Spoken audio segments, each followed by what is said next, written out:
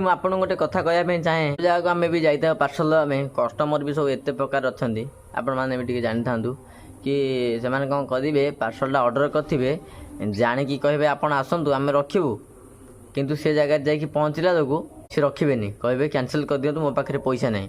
ଦ୍ୱିତୀୟ କଥା କି ଆପଣ ଗୋଟେ କଥା ଜାଣିଥିବା ଦରକାର, ଯେଉଁ ପିଲାଟା ଆଜ୍ଞା ଖରା ତରାରେ ଏତେ ବାଟ ଦୌଡ଼ିକି ଆସିଲା ଆପଣଙ୍କୁ ପାର୍ସଲ ଦେବା ପାଇଁ, ସେଇ ପିଲା 3 କିଲୋମିଟର ଆସିବ। ଗୋଟେ ହେଇଥିଲା ମୋ ସାଙ୍ଗରେ ବି ସେମିତି ଗୋଟେ ହେଇଥିଲା, ଆମର ଏଇ ନାଗଣପୁରରୁ ମୁଁ ଗଲି ମହମ୍ମଦପୁର, ତ ନାଗଣପୁର ମହମ୍ମଦପୁର ଗଲା ଭିତରେ ସେ କଷ୍ଟମର କହିଲେ ଆଜ୍ଞା ମୋର ପୁରା ଅର୍ଜେଣ୍ଟ ଅଛି, ଆପଣ ଆସନ୍ତୁ ମୁଁ ରିସିଭ୍ କରିବି। ତ ମୁଁ ଯାଇ ସେ ଜାଗାରେ ପହଞ୍ଚିଲା ପରେ ତାଙ୍କୁ ଯେତେବେଳେ କଲ୍ କଲି, ତାଙ୍କ ଫୋନ୍ ସେ ସୁଇଚ୍ ଅଫ୍ କରିଦେଇ, ସେଠି ପଚାରିଲି ଘର ପାଖରେ, ମୁଁ କହିଲି ଆଜ୍ଞା ଏଇ ବ୍ୟକ୍ତି ଜଣଙ୍କୁ ଜାଣିଛନ୍ତି କି, ପାର୍ସଲ ନେବାର ଥିଲା, ପାର୍ସଲ ମଗାଇଥିଲେ ଗୋଟେ, ପୁଣି ଆମାଜନର ପାର୍ସଲ ଥିଲା। ତ କହିଲେ କି ସିଏ ନାହାନ୍ତି ଘରେ। ତ ସେଠି ଆଉ ଜଣେ ତାଙ୍କ ସାଙ୍ଗ କିଏ ଥିଲେ ବୋଧେ, ମୁଁ କହିପାରିବିନି, ଦେଖାହେଲେ। ମୁଁ କହିଲି ଆଜ୍ଞା ଏଇ ବ୍ୟକ୍ତି ଜଣଙ୍କୁ ଦେଖିଲେ, ମଗାଏ, ସିଏ ବହୁତ ପାର୍ସଲ ମଗାଏ, ତ ସମସ୍ତଙ୍କୁ ସିଏ କ୍ୟାନସେଲ୍ କରାଏ।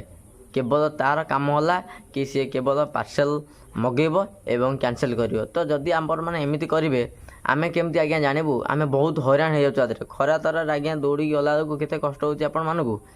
ଆମେ ବେଶୀ ପାଇବୁନି ତା ଦେହରୁ ପଇସା ଆଜ୍ଞା, ଗୋଟେ ପାର୍ସଲ ଆମେ 10 ଟଙ୍କା 12 ଟଙ୍କା ପାଇବୁ କି 13 ଟଙ୍କା 14 ଟଙ୍କା ପାଇବୁ, ବେଶୀ ପାଇବୁନି। ତ ଆପଣମାନେ ଯଦି ଏମିତି ଆମକୁ ହଇରାଣ କରିବେ, ଆମେ କେମିତି ପାର୍ସଲ ଦେବୁ କୁହନ୍ତୁ? ଆପଣଙ୍କ ମତାମତ।